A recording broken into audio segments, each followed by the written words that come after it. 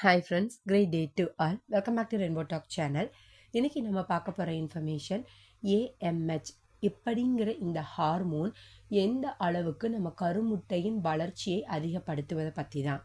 ஏன்னா இதுக்கு முன்னாடி வந்த கமெண்ட்ஸில் மேக்ஸிமம் சொல்கிறது என்னுடைய ஏஎம்ஹெச் அளவு குறைவாக இருக்குது சிஸ்டர், லோ ஏஎம்ஹெச், இல்லாட்டினா எனக்கு நீர் கட்டி இருக்குது, அடுத்தது கருமுட்டை வளர்ச்சி இல்லைன்னு சொல்கிறாங்க, நான் என்ன பண்ணுறது.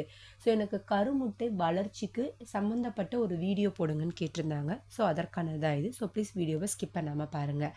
சரிங்க, இந்த கருமுட்டை வளர்ச்சியை நான் அதிகப்படுத்தணும், என்ன மாத்திரை சாப்பிட்றது, இல்லை எந்த மெடிசன் எடுத்துக்கணும், சித்தாவா, ஆயுர்வேதிக்கா, யுனானியா, அக்குபஞ்சரா, இவன் நிறைய கொஷின்ஸ் வரும். இது எல்லாத்துக்குமான ஒரே பதில் என்னென்னா, ஏஎம்ஹெச் அப்படிங்கிற ஒரு ஹார்மோன் நம்மளுடைய ஃபுட் அண்டு லைஃப் ஸ்டைல் இது ரெண்டுத்தையுமே சார்ந்ததாக தான் இருக்கும். அப்படின்னா நான் என்னென்ன பண்ணுறது. ஏஎம்ஹெச் இப்படி முழுக்க முழுக்க நம்ம விட்டமின் டியோட சேர்ந்தது. அதே நேரத்தில் கருமுட்டை வளர்ச்சிக்கு உற்பத்திக்கு தேவையான சில ஹார்மோன்கள் அதிகமாக தேவைப்படுவது. அதை பற்றி இப்போ நம்ம பார்க்கலாம். அதுக்கு முன்னாடி நம்ம ப்ரெக்னன்சிக்கு ட்ரை பண்ணுறவங்க எல்லாருமே இந்த ஒரு எளிமையான டிப்ஸை கண்டிப்பாக ட்ரை பண்ணி பாருங்கள். என்னென்னா, நம்மளுடைய வீட்டில் அடிக்கடி பயன்படுத்துகின்ற ஒரு பொருள் என்னென்னா பூண்டு.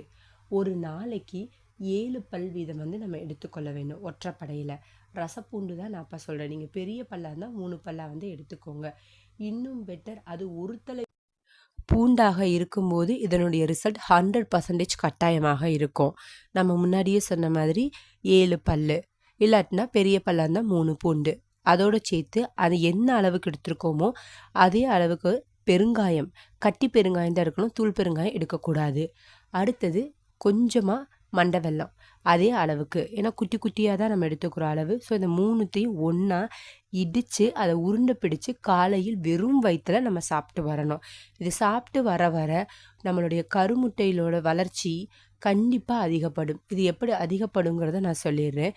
ஏற்கனவே நீர்க்கட்டி தொந்தரவு இருக்கிறவங்களுக்கு என்ன ஆகும்னா, அந்த பழைய கருமுட்டை வளர்ச்சி அடையாமல் அப்படியே தங்கிவிடும். அதுதான் நீர்க்கட்டியாக பிற்காலத்தில் உருவாகுது.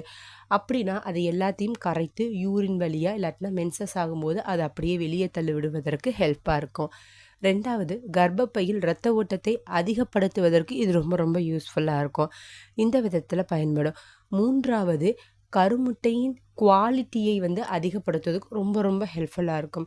தொடர்ந்து ஒரு மாதம் பயன்படுத்தி பாருங்கள், உங்களுக்கு கண்டிப்பாக ரிசல்ட் தெரியும். அடுத்தது, ஏஎம்ஹெச் அதிகரிப்பதற்கு ஒரு நச்சுன்னு ஒரு 3 டிப்ஸ் தாங்க பார்க்க போகிறோம். இது எந்த டேப்லெட்ஸு, மெடிசன், ஆயுர்வேதிக் எதுவுமே கிடையாது. நம்மளுடைய பேசிக் லைஃப் ஸ்டைலில் சேஞ்ச் பண்ண போகிறது தான்.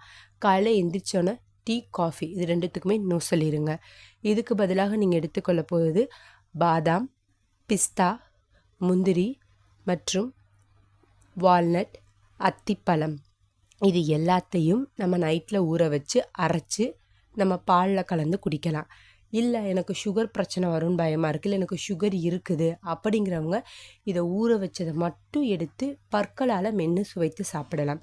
இது தினசரி வேலை எடுத்துக்கொள்ள வேண்டும். ரெண்டாவது, பீட்ரூட் அடர் சிவப்பு நிறத்தில் இருக்கக்கூடிய காய்கறிகளை எடுத்துக்கொள்ள வேண்டும். அந்த வகையில் பீட்ரூட் ரொம்ப ரொம்ப முக்கியத்துவம் வாய்ந்தது. பீட்ரூட்டு, பொமிகிரானட்டு, மாதுளம்பழம், கொய்யாப்பழம் இது 3 கட்டாயமாக உங்கள் உணவு பட்டியலில் இடம்பெற்றிருக்க வேண்டும். அடுத்து மூன்றாவது, இது மிக மிக முக்கியமானது. என்னென்னா, உடலில் அதிகமான சூடு. இந்த சூடு இருக்கிறப்ப என்ன ஆகும்னா, பெண்களுக்கு வெள்ளைப்படுதல் தொந்தரவு அதிகமாக இருக்கும். சூடு இருந்துக்கிட்டே இருந்தால் என்னங்க இருக்கும், சீக்கிரம் எந்த ஒரு பொருளும் கெட்டு போயிடும். நம்ம வீட்டில் அதை தான் பார்ப்போம். முட்டை வாங்கி வச்சுருப்போம், கெட்டு போயிடும். பால் வச்சுருப்போம், கெட்டு போயிடும். ஏன்னா சூடு. அப்போ நம்ம உடம்புல அதிகப்படியான சூடு இருக்கும்போது அந்த உருவாகின்ற கருமுட்டை எப்படி ஆரோக்கியமான கருமுட்டையாக மாற முடியும். அப்போ என்ன பண்ணுறதுங்க, நம்மளுடைய உடல் உஷ்ணத்தை குறைக்க வேண்டும்.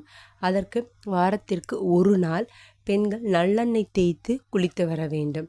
அதோடு சேர்த்து பாதாம் பிசின் ஊற வைத்ததை தண்ணீரில் கலந்து நம்ம குடிக்கணும். அடுத்தது குல்கந்து, ரோஜா இதழில் பண்ணுறது. இதை இரண்டையும் ரெண்டில் ஏதாவது ஒன்று இல்லை ரெண்டையுமே பயன்படுத்திங்கனாலும் பிரச்சனை கிடையாது.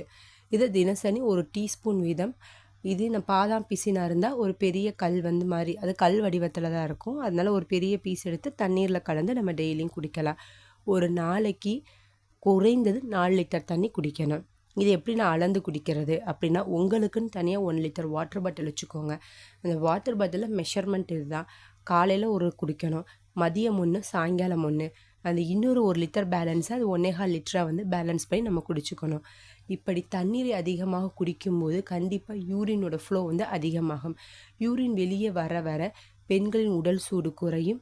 அதன் பிறகு கருமுட்டை வளர்ச்சி கண்டிப்பாக ஆரோக்கியமானதாக இருக்கும். ஸோ கருமுட்டையின் வளர்ச்சி இயற்கை முறையில் அதிகரிப்பதற்கு நச்சுன்னு ஒரு 3 டிப்ஸை பார்த்தோம். கண்டிப்பாக அந்த பூண்டு டிப்ஸையும் சேர்த்து ஃபாலோ பண்ணுங்கள். உங்களுக்கு ஒரு பாசிட்டிவ் ரிசல்ட் மிக விரைவிலேயே கிடைக்கும்.